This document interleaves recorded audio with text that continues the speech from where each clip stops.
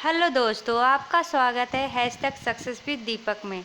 आज जो हम टॉपिक लेके आ रहे हैं वो बहुत ही इम्पोर्टेंट है। वो टॉपिक का नाम है न्यूट्रिशन इन प्रेगनेंसी।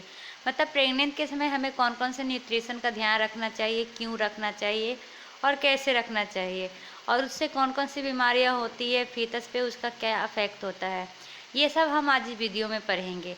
अगर आपको ये वीडियो पसंद आए तो लाइक और सब्सक्राइब करना ना भूलें। चलिए आते हैं। पहले तो न्यूट्रिशन इन प्रेगनेंसी। तो ये जो न्यूट्रिशन है प्रेगनेंसी के दौरान क्या इम्पोर्टेंस रखता है, ये हमें जानना है।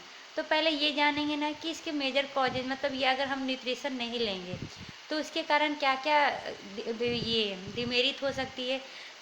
लोग खाते जब ही हैं जब वो डरते हैं, वरना वो कोई भी चीज़ करते नहीं हैं। ठीक है, तो इसके कारण क्या होता है, मैटरनल डेथ हो सकता है या फीटस डेथ हो सकता है।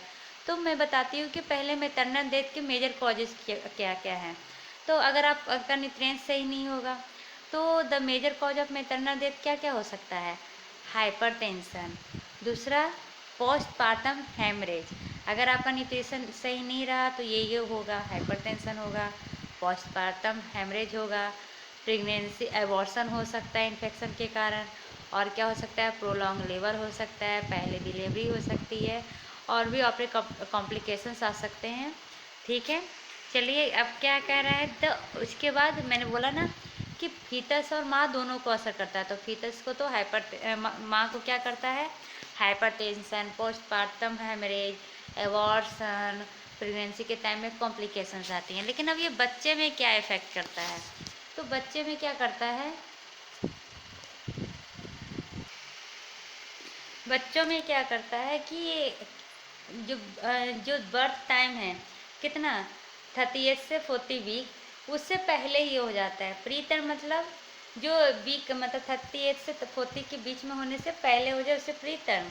ठीक है, तो ये क्या हो गया, जो जिस टाइम पे इसको जन्म लेना चाहिए, बर्थ लेना चाहिए, उससे क्या हो जाएगा, ये पहले आ जाएगा बच्चा, उसी को प्री टर्म बर्थ कहते हैं। इसके कारण क्या होते हैं, कॉम्प्लिकेशंस आते हैं, उनके ऑर्गन अच्छे से डिफ्रेंशिएट नहीं कर पाते, इसलिए ऑर्गन फेलर होने का डर होता है। और क्या हो सकता है, बर्थ एस्फाजिया हो जाएगा। और क्या हो सकता है, बच्चे में सीवियर इन्फेक्शन के साथ वो बर्थ ले सकता है, जैसे कि निमोनिया, डायरिया डिजीज हो सकते हैं, नियोनेटल टेटनस हो सकता है। Most of this death are the consequences of poor health and nutrition status. ठीक है, पहले ही बोला था कि क्या है, प्रेग्नेंट वूमेन को क्या होना चाहिए, न्यूट्रिशन बहुत ही ज़रूरी है, वरना मदर और फीटस दोनों पे क्या होगा, अफेक्ट होगा। और ये जो दोनों मेजर कॉजेज बताए, ये मेजर कॉजेज किसके कारण होते हैं, तो अच्छा से खाना ना खाने के कारण होते हैं। ठीक है, इसलिए प्रेगनेंसी के टाइम में क्या करना चाहिए, हमें पौष्टिक और हेल्दी खाना चाहिए। अब क्या कैसे होता है, ठीक है, तो देखिए, the state of nutrition of A women before, during and after the pregnancy greatly determine the pregnancy outcome.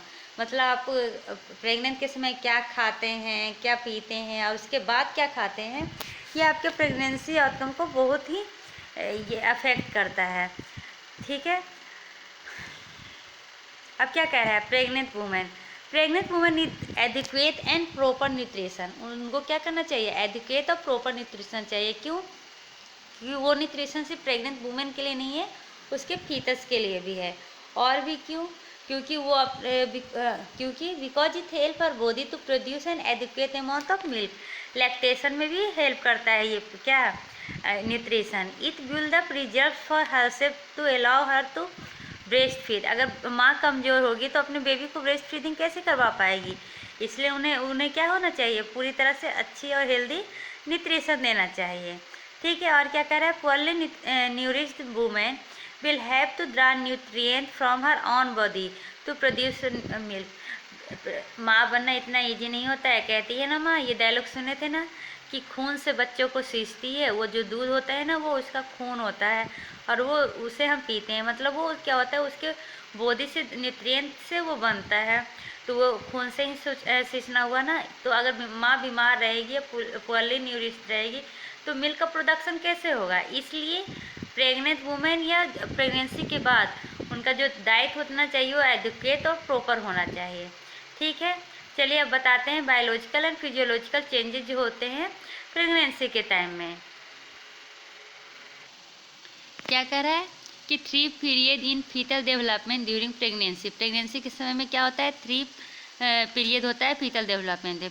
कौन कौन सा पीरियड है? पहला पीरियड है period of implantation in the first 2 week following conception where in the fertilised egg become embedded in the wall of uterus. मतलब period of implantation, पहले implantation क्या होता है ये समझिए। इम्प्लांटेशन में क्या होता है कि जो हमारा एग है वो क्या करेगा, प्लासेंटा से जाके क्या होगा, यूट्रस के वॉल से क्या होगा, जाके अटैच होगा, जिससे क्या होता है, प्लासेंटा का फॉर्मेशन होता है। ठीक है, तो the foetus is nourished by from the uterine substance. और ये फीटस का जो न्यूरिशमेंट मतलब खाने पीने की सामान आती है वो कहाँ से आती है, बाहर से तो आएगा ही नहीं। तो वो यूट्रिन के अंदर जो न्यूट्रिएंट प्रेजेंट होता है उससे फीटस का क्या होता है, न्यूरिशमेंट होता है। दूसरा कौन सा पीरियड होता है, ऑर्गन फॉर्मेशन का, पीरियड ऑफ ऑर्गन फॉर्मेशन। ये कौन से वीक में होता है, तो नेक्स्ट 6 to 8 वीक। मतलब फर्स्ट पीरियड ऑफ इम्प्लांटेशन था वो कब हो रहा था, फर्स्ट 2 वीक में।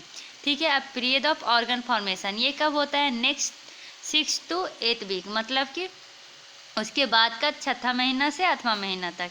इसमें क्या होता है कि जो फीटस का होता है उसका ऑर्गन डेवलपमेंट होता है। ऑर्गन डेवलपमेंट कैसे होगा, तो सेलुलर डिफ्रेंसिएशन से। देखिए क्या लिखा हुआ है, this is the next 6 to 8 week during which the developing foetus undergo cellular differentiation.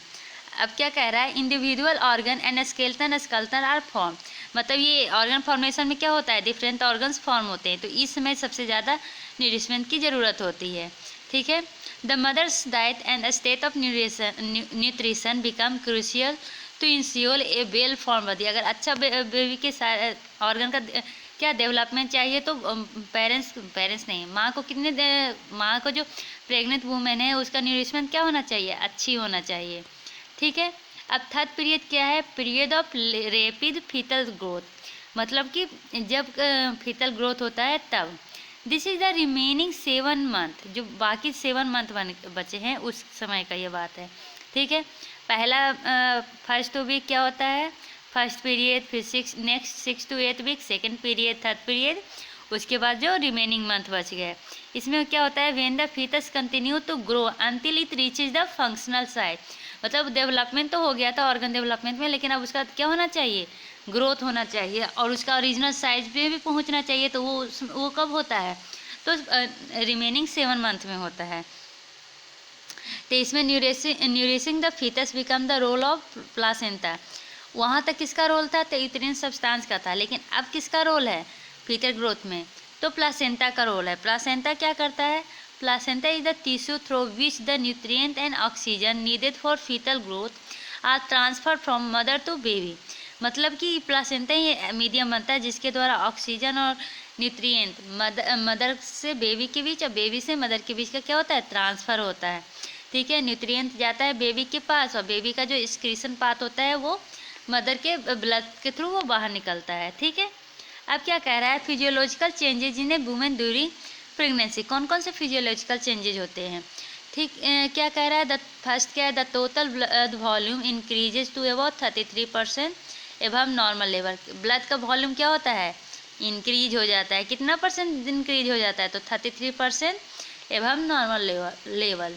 अब क्या कह रहा है, जो गैस्ट्रिक मोटिलिटी है वो घट जाती है और जो वेसल मेटाबॉलिज्म है वो भी स्लाइटली रिड्यूस हो जाती है। कब, 3rd to 4th week of the pregnancy, but increases to as much as 25% above the normal rate by the end of term. मतलब क्या कह रहा है, 3rd to 4th मंथ में क्या होता है, ये रिड्यूस हो जाता है बेसल मेटाबॉलिज्म, लेकिन जैसे जैसे एंडिंग में जाता है, टर्म का एंडिंग में, वैसे वैसे ये क्या होता है, इंक्रीज हो जाता है। 25% से भी ज़्यादा इंक्रीज हो जाता है बेसल मेटाबॉलिज्म। ठीक है, this increase is partly due to gain in weight. ये इंक्रीज क्यों होता है, क्योंकि वुमेन क्या होती है, अपना ऑलरेडी वेट को गेन कर चुकी होती है और क्या चाहिए, हाई मेटाबॉलिक एक्टिविटी चाहिए, इसलिए। अब क्या कह रहा है, देखिए लिखा हुआ है क्या, कितना, कब चाहिए। ये तो आपके पास चार्ट कौन दे देता है, डॉक्टर के द्वारा प्रोवाइड हो जाता है। अब क्या कह रहा है, increases in energy and essential nutrient in A pregnant women. to meet the normal nutrient requirement of the pregnant mother for her baby and body to meet the demand of pregnancy।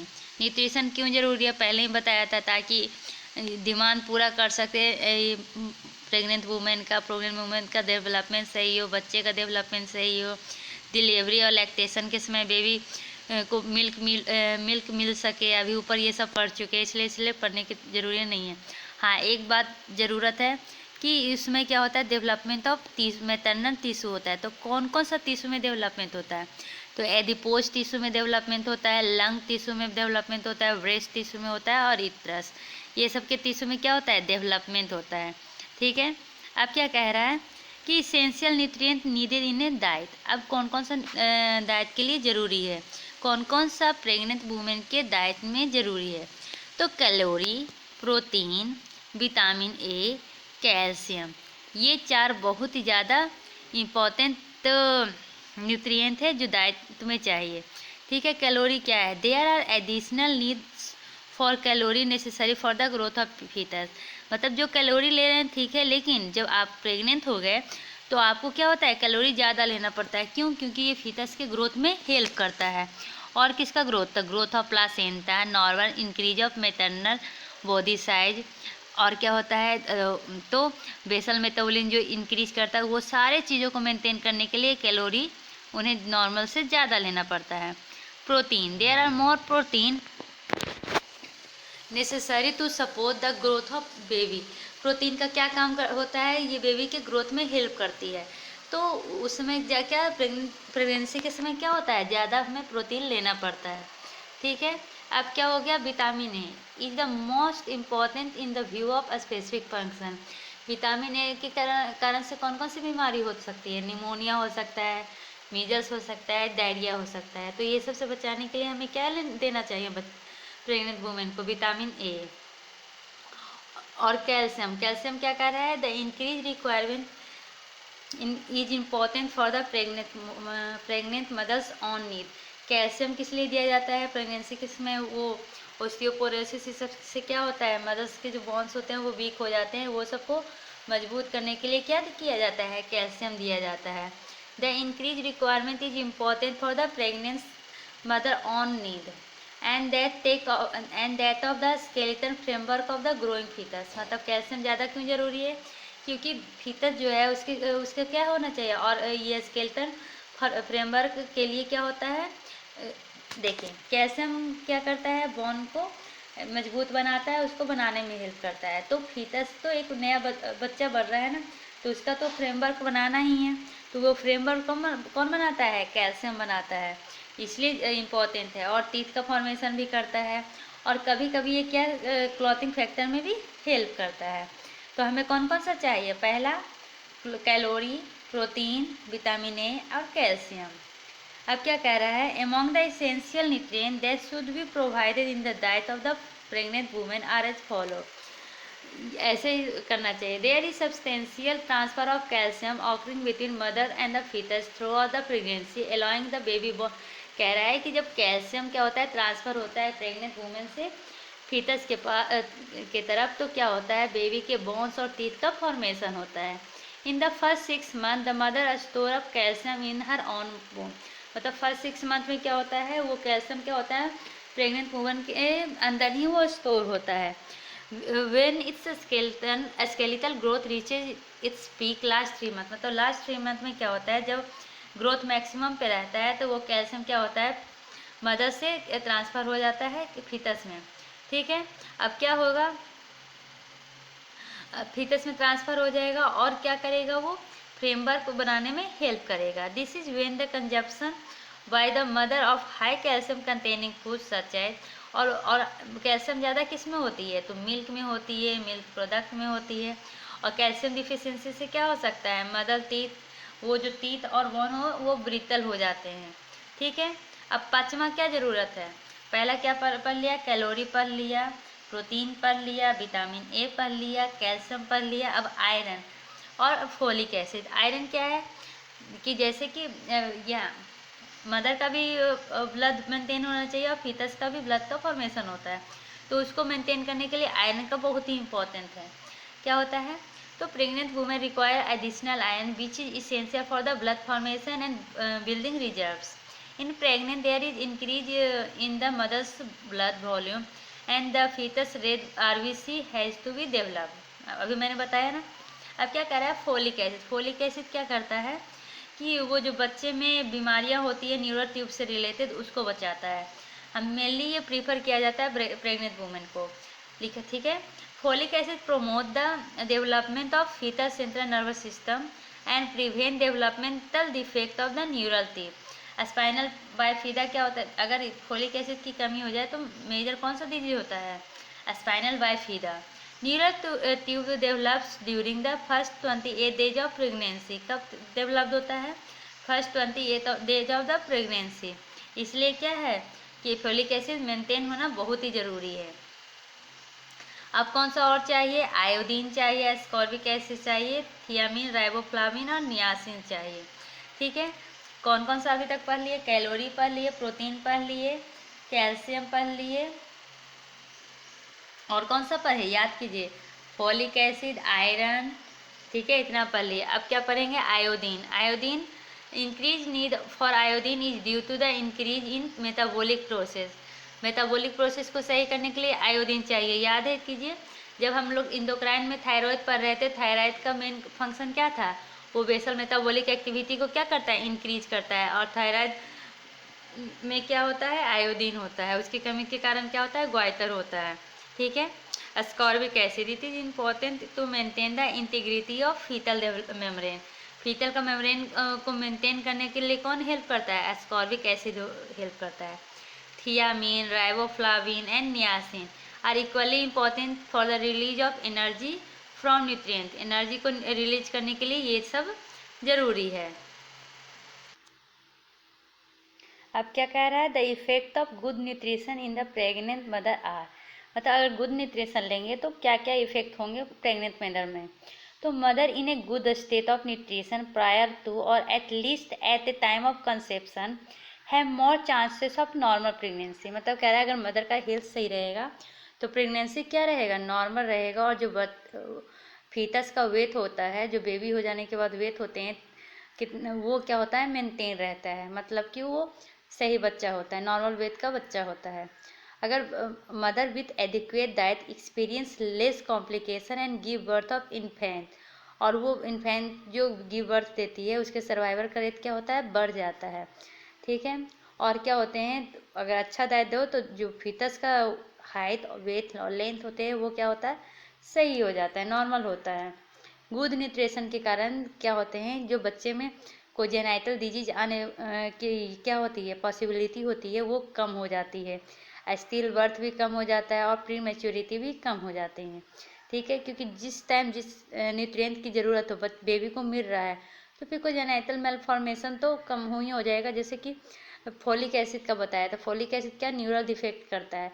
जब folic acid की requirement हो उसमें आप folic acid दे दीजिएगा तो neural defect नहीं होगा, simple है. अब क्या कह रहा है, healthy mother tend to have more physical and mental disposition and are more ready to cope with stresses of pregnancy. मतलब कह रहा है कि हेल्दी रहेगी तो वो क्या कर सकती है, कोप अप कर सकती है स्ट्रेस से जो प्रेगनेंसी के दौरान होता है. और अगर वो कोप स्ट्रेस फ्री रही तो उनका जो ब्रेस्ट फीडिंग होगा वो नॉर्मल होगा. ठीक है. अब क्या कह रहा है, labour is easier for well nourished mother. अगर अच्छे से खाना खाएगी तो प्लासेंटा भी सही से रहेगा, बेबी भी सही से रहेंगे, उसमें एमनियोटिक फ्लूइड भी सही रहेगा, तो प्रेगनेंसी में कॉम्प्लिकेशंस कम आएगी और वो डिलीवरी भी इजी से हो जाएगी. और जो हेमरेज हमने पढ़ा था उसकी चांसेस भी कम हो जाएगी. ठीक है. चलिए अब कहते हैं the consequences of poor nutrition in infant. अब कंसिक्वेंसेस क्या क्या हो सकते हैं, तो बेबी और मदर क्या हो सकता है, लो वेट में जा सकता है, मदर एनीमिक हो सकती है क्योंकि वो आरबीसी का फॉर्मेशन कम हो जाएगा, जो बेबी के लिए भी चाहिए और मदर के लिए भी चाहिए, तो एनीमिक हो सकती है. आयोडीन डिफिशियंसी के कारण बेबी के मेंटल और फिजिकल डेवलपमेंट में क्या होगा, प्रॉब्लम होगा, इसलिए वो अंडर डेवलप्ड चाइल्ड हो सकता है. और क्या कह रहा है, मदर क्या हो सकती है, ओवरवेट हो अगर मदर ओवरवेट रहे तो इसके कारण क्या हो जाएगा, जो चाइल्ड होंगे वो भी ओवरवेट हो सकते हैं जिसके कारण नॉन केवल डिजीज हो सकते हैं। Baby whose mother did not have adequate prenatal diet tend to suffer from, अगर जो मदर अगर डाइट अच्छे नहीं खाए तो उनके बेबी को क्या हो सकता है, कोल्ड हो सकता है, डायरिया हो सकता है और अदर इन्फेक्शंस हो सकते हैं, ब्रोंकाइटिस हो सकता है। तो डाइट बहुत ही ज़्यादा इम्पॉर्टेंट है जब आप प्रेग्नेंट हो।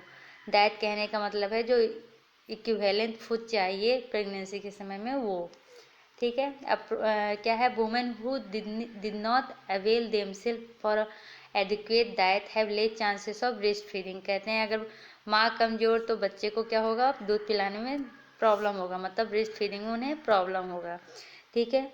मदर ऑन पुअर डाइट है more difficult time during labour, और उन्हें लेबर के समय मतलब ये ड्यूरिंग डिलीवरी उन्हें बहुत क्या होगी, कॉम्प्लिकेशंस आ सकती है। इसलिए बहुत ही ज़्यादा ज़रूरी है कि मदर और फीटस को हेल्दी रखने के लिए हेल्दी न्यूट्रिएंट दें। Some problem during pregnancy with nutritional implication are, अब ये प्रेगनेंसी है जो अगर मदर नॉर्मल है, न्यूट्रिएंट और हेल्दी फूड भी खा रही है, लेकिन कुछ ऐसे कॉम्प्लिकेशंस हैं जो उनमें ऐसे नेचुरल आएगा। जैसे कोई पेशेंट है वह आपके पास आता है, डॉक क्या हो रहा है, मेरे को मॉर्निंग में उठने पर फर्स्ट मंथ में मॉर्निंग में उठने पर क्या हो रहा है ना, नौसिया और वोमिटिंग जैसे फीलिंग आ रही है। तो उसमें आपको नर्वस होने की ज़रूरत नहीं है। ये क्या है, ये हमारे प्रेगनेंसी के साइन और सिम्टम्स हैं। तो ये तो नॉर्मल है, तो इसमें कोई एंटीबायोटिक की ज़रूरत नहीं है और ये न ही न्यूट्रिएंट की कमी के कारण होता है, ठीक है। वही पहला है, माइल्ड नौसिया एंड वोमिटिंग और मॉर्निंग सिकनेस। दूसरा क्या है, लॉस ऑफ एपेटाइट। अब आपको अगर वोमिटिंग जैसी फीलिंग होगी, वोमिटिंग होगी, मॉर्निंग सिकनेस के कारण क्या होता है, आपको वीकनेस जैसा फील होता है। तो इसके लिए भी आपको ये घबराने की ज़रूरत नहीं है। आपको क्या करना पड़ेगा, हाई कार्बोहाइड्रेट फूड दिया जाएगा, जिसके कारण आपको क्या होगा, वीकनेस कम हो जाएगी, क्योंकि कार्बोहाइड्रेट क्या प्रोवाइड करता है, एनर्जी। गुड। तीसरा क्या है, pregnant women crave for a certain type of dish and unusual food. मतलब क्या कर रहे हैं, जब प्रेगनेंसी होती है ना तो कुछ ना कुछ से एलर्जी हो जाती है। जैसे मैं अपनी दीदी का एक्सपीरियंस बता रही हूँ, वो जब स्मेल करते थे, जब हमारे घर में मिल्क बॉयल करता था तो उसके स्मेलिंग से उनको वोमिटिंग की तरह फीलिंग होती थी। तो ऐसे ही होता है प्रेगनेंसी में, ये सब नॉर्मल होता है। जैसे मेरी दो सिस्टर हैं, तो एक दीदी का क्या था कि वो जब आइसक्रीम ये सब खाती थी ना तो उनको क्या होता था, वोमिटिंग जैसी फीलिंग होती थी, या दूध या दही से। तो ये सब नॉर्मल है प्रेगनेंसी के टाइम। अब क्या कह रहा है, some problem during pregnancy with nutrition implication, use of non fat chocolate syrup combine with the fresh fruit. मतलब कह रहा है जो चॉकलेट सिरप है उसको फ्रेश फ्रूट के साथ कभी भी नहीं खाना चाहिए। Instead of candies and sweet fresh fruit और ड्राई फूड, मतलब कि कैंडीज और स्वीट की जगह आपको क्या खाना चाहिए, हेल्दी फूड खाना चाहिए, जैसे कि green vegetable, fruits, jackfruits etcetera. A pregnant woman should not take anti acid. Pregnancy के टाइम में एंटी एसिड नहीं लेना चाहिए। क्यों, because their high calcium content may be harmful for the foetus, ठीक है। अब क्या कह रहा है, अंडर न्यूट्रिशन। अंडर न्यूट्रिशन है उनका क्या होगा, loss of appetite resulting from mild nausea and vomiting may lead to pregnant women losing her weight. मतलब क्या होता है कि नौसिया, वोमिटिंग और लॉस ऑफ एपेटाइट के कारण लॉस ऑफ एपेटाइट होता है, जिसके कारण क्या होता है, कभी कभी प्रेग्नेंट वुमेन क्या होता है, स्टार्टिंग टाइम में अपना वेट लूज करती है। तो क्या कह रहा है, pregnant women who gain less than 500 gram per month, मतलब ड्यूरिंग प्रेगनेंसी हर मंथ में उनका कितना केजी इंक्रीज होना चाहिए, तो 500 ग्राम इंक्रीज करना होना चाहिए। अगर उससे कम हो रहा है फर्स्ट ट्राइमेस्टर में तो ये क्या है, रिस्क फैक्टर है। तब उसको हम ये नहीं कह सकते वो कि सिम्टम है, वो तब रिस्क फैक्टर हो जाएगा। Those who are seriously under weight on entering pregnancy and so inadequate weight sign at 20th week of pregnancy are more likely to deliver low birth baby। अगर जिनमें ये वेट इंक्रीज नहीं हो रहा है उनका ज़्यादा चांसेस है कि उनके जो बेबी होंगे वो लो बर्थ वेट होंगे, ठीक है। इसलिए आप डाइट को मेंटेन रखिए। अब क्या कह रहा है, some problem during pregnancy with nutrition implication are. अभी तक तो वही पढ़ रहे हैं। पांचवा क्या हो सकता है, छठा कि constipation due to lack of exercise. हाँ, ये भी कहा जाता है, ये नहीं है कि आप प्रेग्नेंट हैं तो एक बेड पे पड़े रहिए। प्रेग्नेंट वुमेन को हल्का हल्का भी, जिससे कि आपके शरीर पे ज़्यादा ये भार ना पड़े, जैसे कि खड़े होके घूमना।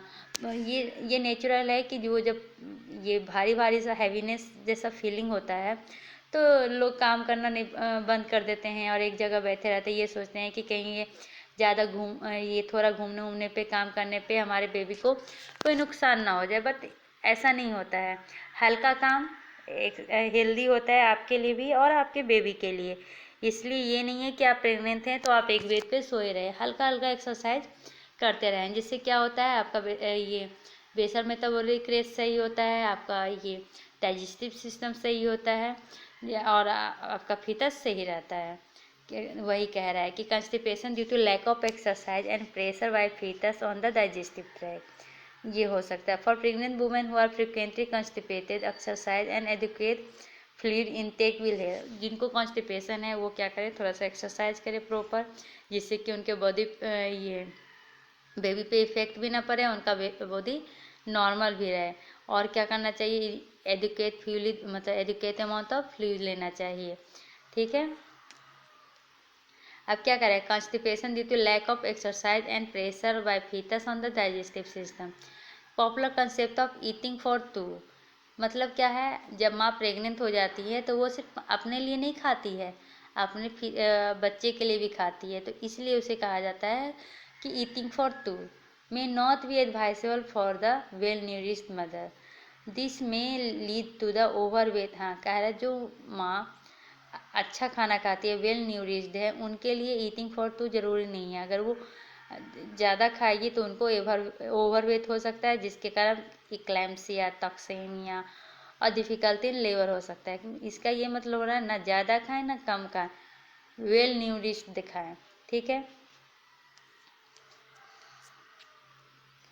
क्या है, it is advise that overweight and obese women gain at least about 9 kg and 7 kg during pregnancy. क्या कहा जाता है कि प्रेगनेंसी के समय कितना वेट कम से कम गेन करना चाहिए, तो 7 to 9 kg। ठीक है, अब क्या कर रहा है, what are the some problem during pregnancy with nutritional implication. ये तो पहले ही पढ़ लिया है कि अनेमिया होता है, क्योंकि अगर वो अच्छा से खाना नहीं खाएंगे तो उन्हें ब्लड का फॉर्मेशन नहीं होगा, जिसके कारण क्या होंगे, उनके आरबीसी में फॉर्मेशन में प्रॉब्लम होंगे, जिसके कारण क्या हो सकता है, एनीमिया हो सकता है। Gestational diabetes is the diabetes that happen for the first time when women is pregnant. जब पहला टाइम वुमेन प्रेग्नेंट होती है ना, तो उनको क्या हो सकता है, गेस्टेशनल डायबिटीज हो सकता है। It goes away after giving birth, ये बर्थ मतलब बच्चे के प्रेगनेंसी क्या डिलीवरी के बाद ये गेस्टेशनल डायबिटीज क्या होता है, सही हो जाता है। अब क्या है, hypoglycaemia. Pregnant women should constantly monitor their blood sugar level to ensure the health of unborn child. Hypoglycaemia occur when the blood sugar और glucose level is too low. इसके कारण कौन से कॉम्प्लिकेशंस आ सकती है, तो जो प्रेग्नेंट वुमेन है उन्हें फेंटिंग हो सकता है, वो कभी कभी लॉस ऑफ कॉन्शियसनेस में भी जा सकती हैं। ऐसे हाइपोग्लाइसीमिया और हाइपरग्लाइसीमिया का सिम्टम बताती हूँ। हाइपोग्लाइसीमिया, अगर आपके शरीर में ग्लूकोज की कमी हो जाती है तो क्या होता है, हाइपोग्लाइसीमिया हो जाता है। इसके कारण क्या होते हैं, आपके मेंटल पे मतलब कि लॉस ऑफ कॉन्शियसनेस हो जाएगा, इरिटेबिलिटी हो जाएगी, आपको कुछ याद नहीं रहेगा। ये हाइपोग्लाइसीमिया के रैसेज है और हाइपर सिम्टम है, सॉरी। और ये हाइपरग्लाइसीमिया के कारण क्या होता है, तो आपके शरीर में रैसेज आने लगते हैं, इराइथेमस हो जाता है, तब आप सबको समझ लीजिए कि क्या है, हाइपरग्लाइसीमिया है। और क्या होता है, पहले ही बताया था कि प्रेगनेंसी के दौरान क्या होती है, हाइपरटेंशन होती है। क्यों, क्योंकि वो हमेशा मदर मेनली स्ट्रेस में रहती है कि मैं क्या करूं क्या ना करूं कि हमारा बच्चा सही हो, जिसके कारण क्या हो सकता है, उनको ये हाइपरटेंशन में वो आ सकते हैं। अब क्या कह रहा है, hypertension during pregnancy. High blood pressure that is develop during pregnancy is called gestational hypertension. जो प्रेगनेंसी के दौरान ब्लड प्रेशर हाई होता है उसी को क्या कहते हैं, gestational hypertension. Its effect on the mother and child can range from mild to severe. ये माइल्ड टू सीवियर भी जा सकता है। इसके कारण क्या हो सकता है, प्री इक्लैम्सिया हो सकता है या टॉक्सेमिया और प्रेगनेंसी हो सकता है। लेकिन ये क्या होता है, एक बार आप जब बर्थ दे दे बेबी को तो ये सही हो जाता है, ठीक है। When preeclampsia becomes seizure, causes seizure, the condition is called eclampsia। और क्या हो सकता है, इदीमा हो सकता है। Oedema is one of the symptom of pre eclampsia in pregnancy. जब आपके शरीर में, जब आपको प्री इक्लैम्सिया हो तो उसके सिम्टम क्या देखेंगे, आप फूलने लगेंगे, आपको इदीमा आ जाएगा, ठीक है। जैसे कि जब आप प्रेग्नेंट वुमेन होते हैं तो कभी कभी आपके लेग, फीट, हैंड, फिंगर और फेस क्या होता है, फुल स्वेलिंग आ जाती है। तो ये भी एक सिम्टम ही कहा जाता है, बट हार्मफुल तो है ही। एडिमा से बचने के लिए क्या किया जाता है, तो हमें लॉट ऑफ वाटर पीना चाहिए, ज़्यादा साल्टी खाना नहीं खाना चाहिए, लो सोडियम डाइट खाना चाहिए, और क्या खाना चाहिए, अपने करना चाहिए, अपने आप को टेंशन फ्री रखना चाहिए, ठीक है। और अपने लेग को क्या करना चाहिए, डोंट क्रॉस नहीं करना चाहिए, मतलब क्रॉस नहीं करना चाहिए। बेड पे जब आप लाइंग डाउन है तो फीट को थोड़ा क्या रखिए, एलिवेटेड रखिए, और अपने वेंस को लेस स्ट्रेच दीजिए। और क्या कीजिए, do light exercise like walking, exercise कीजिए, लाइट एक्सरसाइज, जिससे क्या होगा, आपका बेसल मेटाबॉलिक रेट सही रहेगा, सर्कुलेटरी सिस्टम सही रहेगा। और क्या करना चाहिए, अवॉइड सीटिंग एंड स्टैंडिंग। अगर वॉक कर रहे हैं तो 1 घंटा किए जा रहे हैं, ऐसा नहीं, थोड़ा थोड़ा करके कीजिए। Avoid high wearing high heels, pregnancy के टाइम में हाई हील्स नहीं पहनिए, टाइट क्लॉथ्स नहीं पहनिए, ये आपको अनकम्फर्टेबल कर सकता है। अब क्या कह रहा है, recommended diet for the pregnant women, ठीक है, देखते हैं क्या है। तो क्या है, राइस और अल्टरनेट्स, फूड ग्रुप में क्या है, राइस, या उसके अल्टरनेट में क्या क्या ले सकते हैं, 5 to 6 cup of cooked rice where 1 cup of cooked rice is equivalent to the following. मतलब क्या करना चाहिए, 5 to 6 कप ऑफ राइस खाना चाहिए, ठीक है। अब क्या कह रहा है, fish, meat, poultry, dried beans और नट्स खाना चाहिए। और क्या खाना चाहिए, एग खाना चाहिए, 1 piece 3 to 4 times a week, मतलब एक वीक में कम से कम 3 से 4 बार खाना चाहिए 1 पीस। और मिल्क पीना चाहिए, वेजिटेबल्स लेने चाहिए, फ्रूट्स लेने चाहिए, फ्रूट्स में कौन सा, विटामिन सी रिच और अदर फ्रूट्स, ठीक है। फैट ऑयल लेना चाहिए 7 टीस्पून। और क्या लेना चाहिए, शुगर लेना चाहिए, वाटर लेना चाहिए, ठीक है। अब गाइडलाइंस नहीं है, गाइडलाइंस जो होता है ना वो अलग अलग जगह, जियोग्राफिकल एरिया का अलग अलग होता है। जैसे कि अभी मैं फिलीपींस हूँ, यहाँ के प्रेग्नेंट वुमेन का गाइडलाइंस अलग है, क्योंकि यहाँ पे डिजीज अलग होते हैं, यहाँ का न्यूट्रिशन अलग होता है, यहाँ का जेनेटिक अलग होता है, इंडिया का अलग होता है, इसलिए हम ये नहीं पढ़ा रहे हैं। अगर आपको ये वीडियो पसंद आए तो लाइक और सब्सक्राइब करना ना भूलें। और हाँ, अगर आपके बगल में कोई प्रेग्नेंट वुमेन है तो उनकी हेल्प करें, उन्हें ये समझाएं, क्योंकि कहते हैं ना, एजुकेशन बढ़ाने से बढ़ता, बांटने से बढ़ता है और रखने से घटता है। इसलिए बांटते रहिए और खुश रहिए। Bye bye, take care, see you.